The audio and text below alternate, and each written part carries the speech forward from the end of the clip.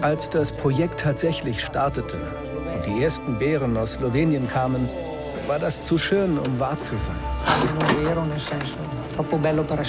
Bis 2003 wurden innerhalb von 4 Jahren 10 Bären freigelassen. So fing alles an. Von seiner Tour am Mittwoch kam der Sportstudent nicht mehr nach Hause. Um 3 Uhr nachts kam ein Polizist und sagte uns, dass sie ihn im Wald gefunden haben. Leider tot.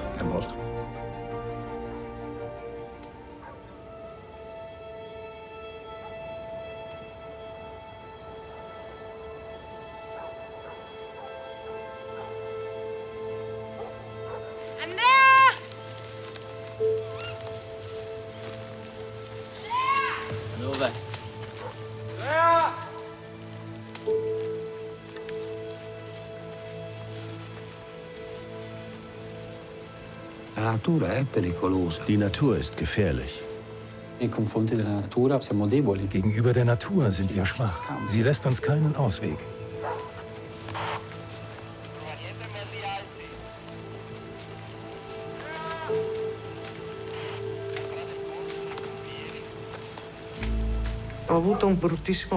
Ich hatte ein ungutes Gefühl, als hätte man mir mit der Faust in den Magen geschlagen. Ich war vor Angst wie gelähmt. Ich ging auf den Balkon und starrte genau auf diesen Teil des Berges.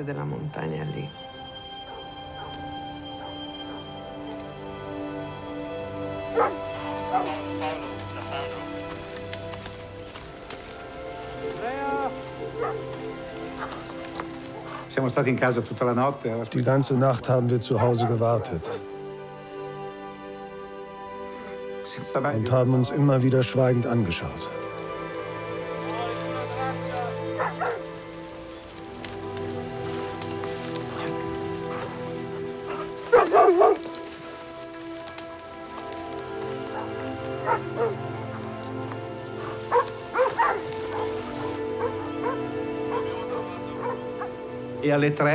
Um 3 Uhr nachts kam ein Polizist und sagte uns, dass sie ihn im Wald gefunden haben. Leider tot.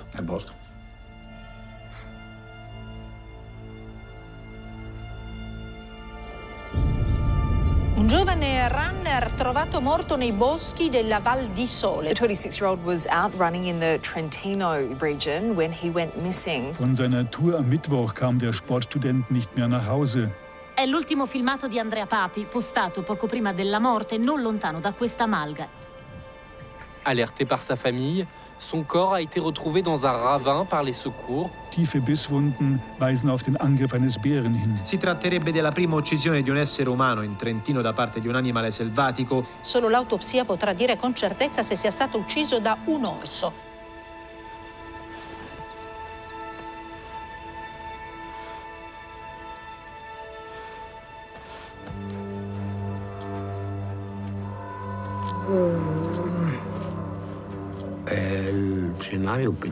Das ist das schlimmste Szenario, das man sich vorstellen kann. Niemand will, dass so etwas passiert. Aber es wurde auch nie ausgeschlossen. Auch nicht von denen, die die Durchführbarkeit des Projektes bewertet hatten.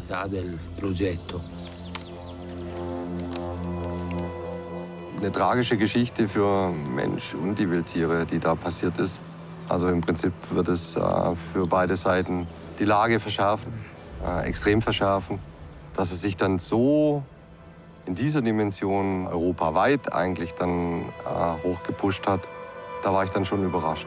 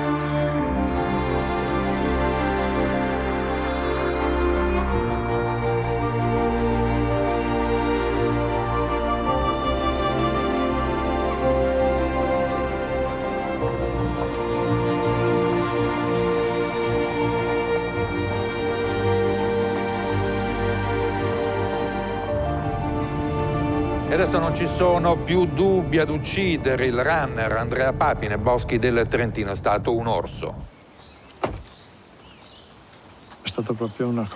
Es war wirklich schrecklich. Dieses Ereignis hat alles verändert und verlangt nach einem Wechsel beim weiteren Vorgehen, vor allem im Management der Tiere. E mentre si diffonde la paura per il paese, continuano le analisi sulle tracce del DNA dell'orso prelevate dalla vittima per individuare l'esemplare responsabile dell'aggressione.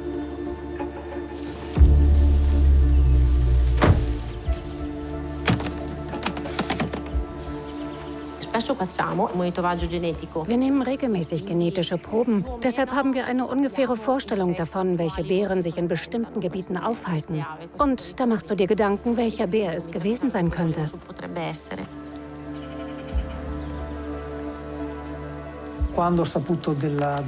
Als ich hörte, wo es passiert ist, dachten ich und die anderen Kollegen, dass es die Bären JJ4 sein könnte. Das kam mir sofort in den Sinn.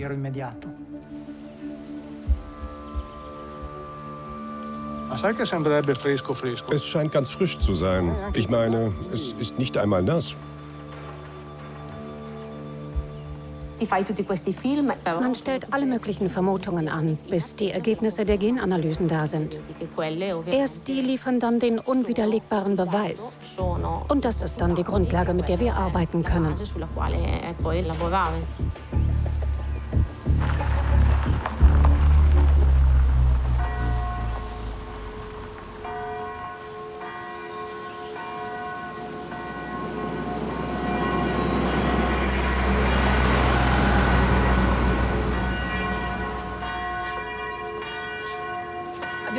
Wir haben gesehen, wie die Eltern und die Verlobte ankommen. Die gesamte Gemeinde nimmt Anteil an diesem Tag der Stille, des Schmerzes. Aber auch viele Menschen, die Gerechtigkeit fordern. Auch der Landrat der autonomen Provinz Trentino, Fugatti, wird erwartet. Auch viele Forstbeamte sind hier und warten auf weitere Anweisungen. Andrea, du wirst immer in unseren Herzen sein. Aber wir müssen dir deine Würde zurückgeben und für Gerechtigkeit sorgen. Leider ist das das Einzige, was wir tun können. Wenn jemand einen Fehler gemacht hat, soll er bitte einen Schritt zurücktreten, seine Krone abnehmen, die er bisher getragen hat, und laut mea culpa sagen und zugeben, sich geirrt zu haben. Lasst uns alles wieder so machen, wie es vorher war. Ich danke euch.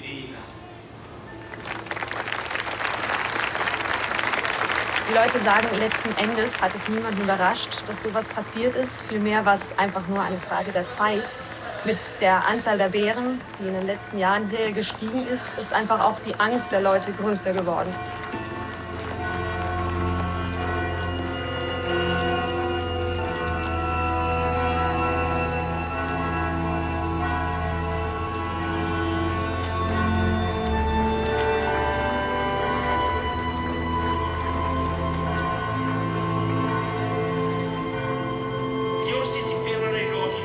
Die Bären leben in der Natur, die wir in Caldes stets gut erhalten haben. Die Berge sind unsere Heimat. Wie konnte die Anzahl der Bären so stark wachsen?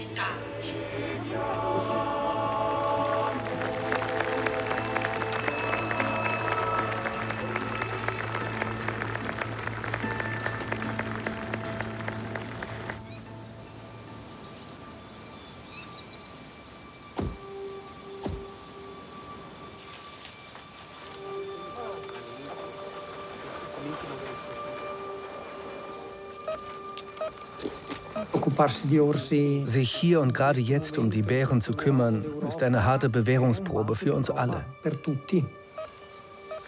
Wir bekommen aus allen Richtungen ganz schön Druck. Wir repräsentieren die öffentliche Verwaltung, also greifen die Leute uns an. Wir sind eine eingeschworene Gruppe. Das merkt man in solchen Situationen. Wir arbeiten im Team. Jeder hat seine Aufgabe. Ich kümmere mich um das Monitoring, andere um Prävention, Schadensaufnahme oder Notfälle. Was uns alle antreibt, ist die Leidenschaft für die Tiere.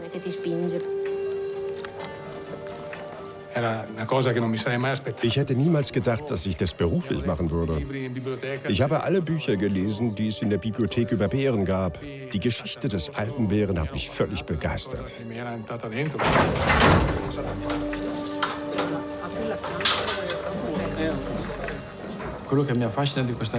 Was mich an diesen Tieren fasziniert, ist, dass sie wie aus der Zeit gefallen scheinen.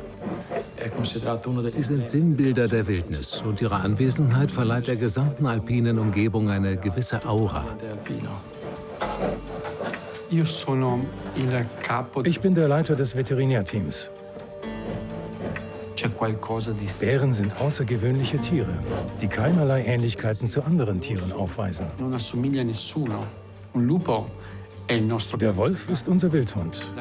Der Luchs ist unsere Wildkatze.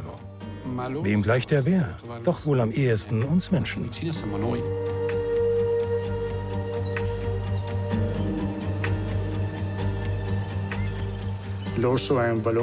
Der Bär ist sehr wichtig für unseren Lebensraum, weil er uns lehrt, dass wir nicht die alleinigen Herrscher der Welt sind. Wenn man einen Wald betritt, in dem es Bären gibt, geht man nicht als Boss rein, sondern ganz vorsichtig.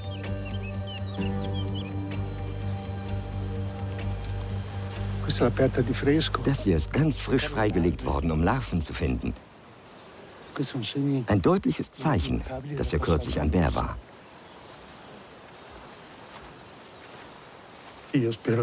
Ich hoffe, ich werde nie aufhören, nach Bären Ausschau zu halten. Auch wenn ich als Tierarzt im Ruhestand bin, die Faszination für diese Tiere steckt tief in mir.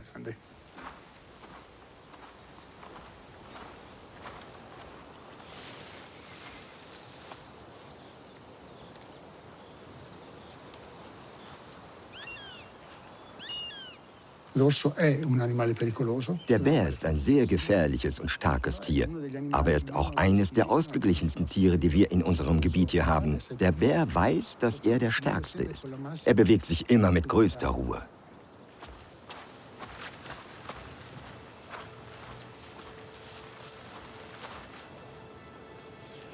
Er ist gerade beim Fressen. Ganz friedlich und ruhig. Wie ein Schaf. Der ist schön und jung.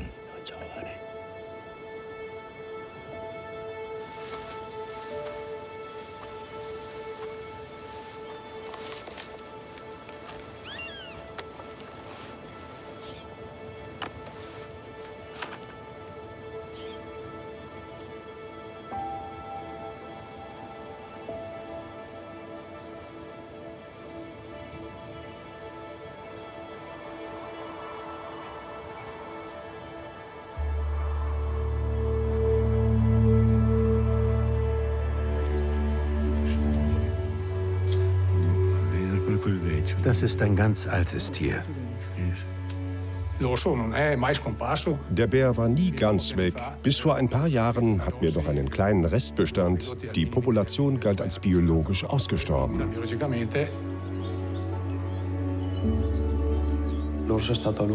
Bären wurden lange Zeit gejagt, weil sie für unsere Vorfahren, die in den Alpen ums Überleben kämpften, Konkurrenten waren. Man war überzeugt davon, dass die Population vom Aussterben bedroht war. Um das abzuwenden, kam man auf die Idee, Bären aus Slowenien im Trentino anzusiedeln.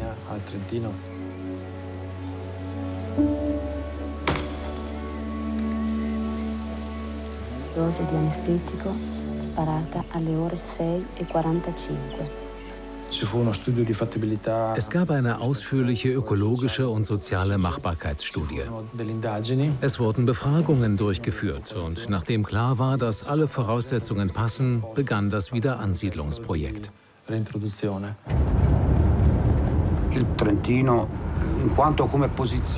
Da das Trentino zentral in den Alpen liegt, sollten von hier aus die gesamten Alpen wieder mit Bären bevölkert werden. Ein sehr ehrgeiziges Projekt, aber auch ein großartiges in jeder Hinsicht. Von Anfang an war man sich bewusst, dass die Alpen nicht Sibirien oder der Yukon sind. Die Alpen sind stark vom Menschen geprägt. Das Projekt sollte schaffen, was seit über 100 Jahren versucht wurde. Die letzten Alpenbären retten, ehe sie in Vergessenheit geraten.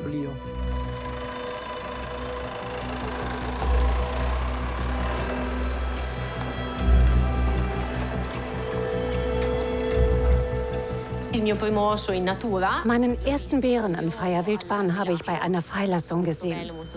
Es war sehr bewegend. Wir saßen in unseren Autos und haben ihn beobachtet. Davon habe ich immer geträumt. Hätte mir das jemand gesagt, als ich 15 Jahre alt war, hätte ich das nie geglaubt. Als das Projekt tatsächlich startete und die ersten Bären aus Slowenien kamen, war das zu schön, um wahr zu sein. Quasi non vero, nel senso, troppo bello per essere vero.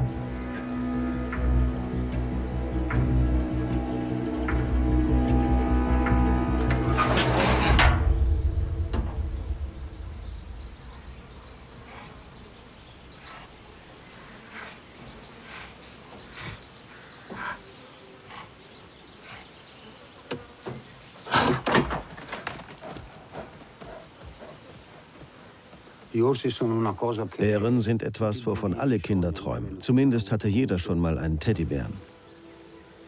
Ich war überall auf der Suche nach Bären.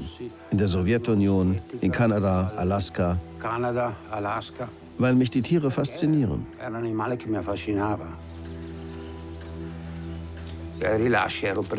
Während der Freilassungen war ich für die Sicherheit verantwortlich.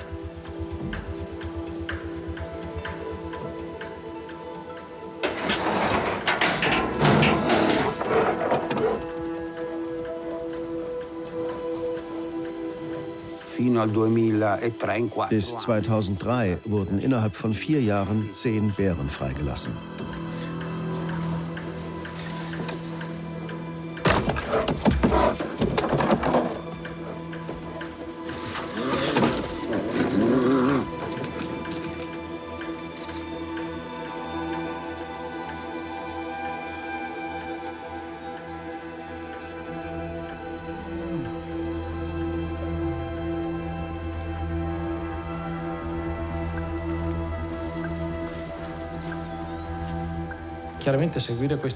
Diesen Tieren zu folgen, sie zu beobachten, war für uns alle sehr lehrreich. Wir haben sehr viel gelernt in diesen Jahren. Davor hatten wir hier im Trentino nie Tiere mit Funkhalsbändern. Da fehlte uns die Erfahrung. Damals hat sich das Team zusammengefunden, das sich bis heute um die Bären kümmert. So fing alles an.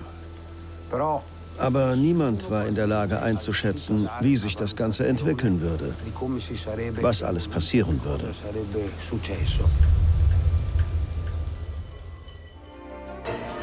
Als wir klein waren, waren wir den ganzen Tag draußen im Wald. Heute haben wir Angst, unsere Kinder den Müll rausbringen zu lassen. Was Sie getan haben, ist eine Schande. Ich befürchte, dass viele zur Selbstjustiz übergehen werden.